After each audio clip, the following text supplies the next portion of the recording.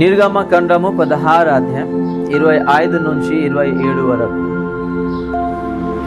మోషే, నేడు దాన్ని తినుడి, నేటి దినము యెహోవాకు విశ్రాంతి దినము, నేడు అది బయట దొరకదు. 6 దినములు దాన్ని కూర్చుకొని వలెను, విశ్రాంతి దినమున అనగా 7వ దినమున అది దొరకదనెను. అట్లు జరిగాను. ప్రజలలో కొందరు 7వ దినమున దాన్ని కూర్చుకొని వెళ్ళగా వారికి ఏమీ దొరకకపోయాను. 25th అట అది దేవుడు విశ్రామ దినాలని చూస్తున్నాము.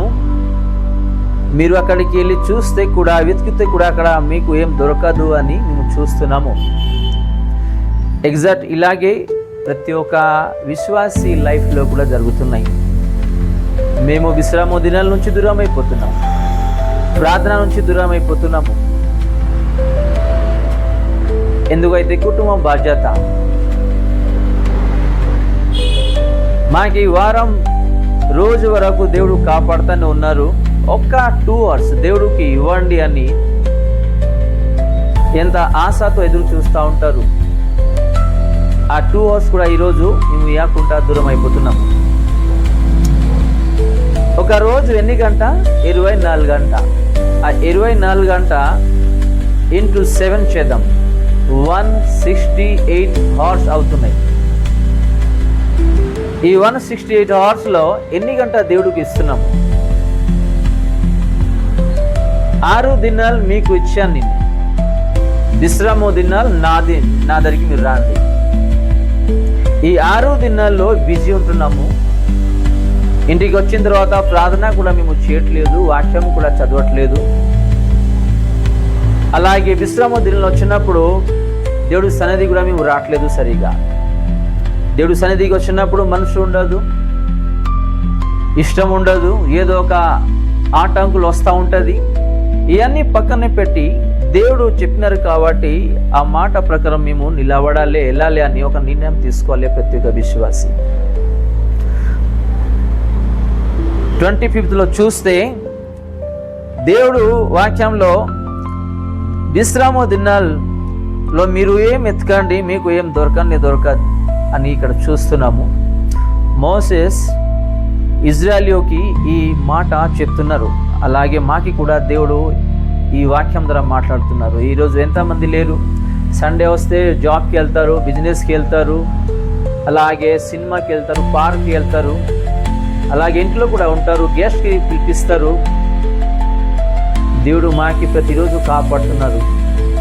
6 దినాలు మీకు ఇచ్చాను, మీరు కష్టపడండి, మీ కుటుంబం గురించి ఇచ్చిన బాధ్యత గురించి కష్టపడండి అని, విశ్రామ దినాలు నా సన్నిధికి మీరు రాండి అని దేవుడు పిలిచినప్పుడు ఈరోజు ఈ విశ్రామ దినాలను కూడా మేము వేస్ట్ చేస్తున్నాము, దేవుడి నుంచి దూరం అయిపోతున్నాము. ఎంతమంది లేరు ఈరోజు? ఆఫీస్కి వెళ్ళినళ్ళు, బిజినెస్కి వెళ్తున్నారు, అలాగే ప్రతి ఒక్క విషయంలో వాళ్ళు బిజీ అయిపోయి దేవుడి నుంచి దూరం అయిపోతున్నారు. నా లైఫ్లో కూడా నేనే అలాగే సేవ ముందు దేవుడు నుంచి దూరమై, మండే ఆడిట్ ఉన్నాయి కాబట్టి ప్రతి ఒక్క బాధ్యతని నేను చూసుకోవాలి అని సండే రోజు మొత్తం బిజీ ఆఫీస్లో ఉండి, మళ్ళీ నెక్స్ట్ డే నేనే ఆడిట్లో బిజీ అయిపోయి అలాగే జీవిస్తూ, నిన్నే కూడా చాలా నా లైఫ్లో అనుభవం ఉన్నాయి కాబట్టి నా ఒక టెస్టిమనీ మీకు షేర్ చేస్తున్నాను, మీరు కూడా నేర్చుకోవాలి అని. ఇది చిన్న విషయం కాదు. ఎందుకు దేవుడు మాకి 6 రోజు ఇచ్చారు, 6 రోజు కష్టపడాలి. కుటుంబం గురించి, చిన్న బాధ్యత గురించి. ఆ విశ్రామ దినాలు కూడా ఈరోజు వెళ్ళి మేము కష్టపడుతున్నాము, అలాగే దేవుడి నుంచి దూరం అవుతున్నాము. ఎంతమంది లేరు ఈరోజు?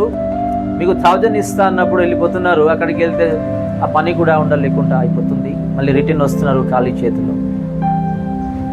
ఎంతమంది లేరు ఈరోజు? జాబ్కి వెళ్ళిన తర్వాత విశ్రామ దినాల్లో అక్కడ వాళ్ళకి కూడా ప్రెషర్, లేకపోతే వేరే వేరే సమస్యలు వస్తున్నాయి. అలాంటి దినాలు కూడా విశ్వాసులు లైఫ్లో అనుభవం ఉండవచ్చు.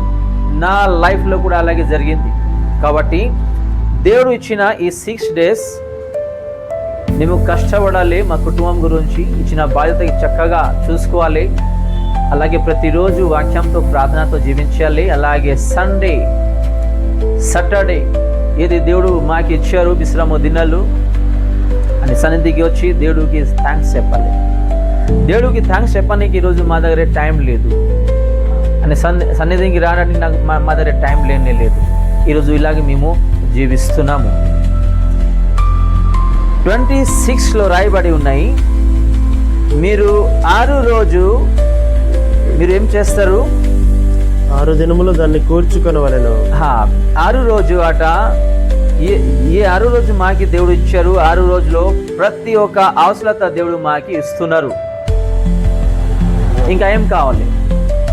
ఇజ్రాయేలుకి 6 రోజు ఏం కావాలి దేవుడు ఇస్తున్నారని ఇక్కడ ఒక మాట, ఒక లైన్ చూస్తున్నాము. దేవుడు మాయ కూడా, మా కుటుంబం కూడా పోషిస్తున్నారు. ప్రతి అవసరత ఈ రోజు వరకు దేవుడు కాపాడుతూనే ఉన్నారు, చూస్తూనే ఉన్నారు, శాంతి చేస్తూనే ఉన్నారు.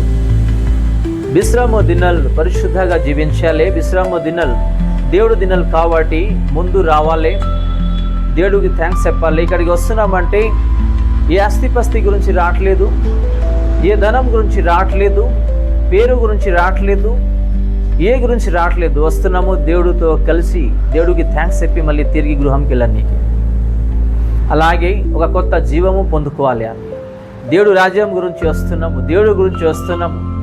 ఈరోజు ఎలాగో దేవుడు సన్నిధికి వస్తున్నాము, ఏ మనసుతో, ఏ ఆలోచనతో, ఏ ఆశతో వస్తున్నాము, మన హృదయంని ప్రశ్నిస్తాం. 27లో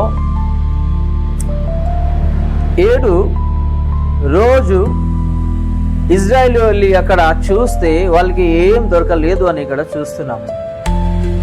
ఎగ్జాక్ట్ మన లైఫ్లో కూడా కొన్నిసారి ఇలాగే జరుగుతుంది. కష్టపడుతున్నాము, కుటుంబం ఉన్నారు కదా, పోషించాలి, బాధ్యత చూసుకోవాలి, డబ్బులు లేదు, రూమ్ రెంట్ ఇవ్వాలి, ఫుడ్ పెట్టుకోవాలి, అన్నీ అరేంజ్మెంట్ చేసుకోవాలి అని ఆశిస్తూ విశ్రామ దినాలు కూడా వెళ్ళిపోతున్నాము.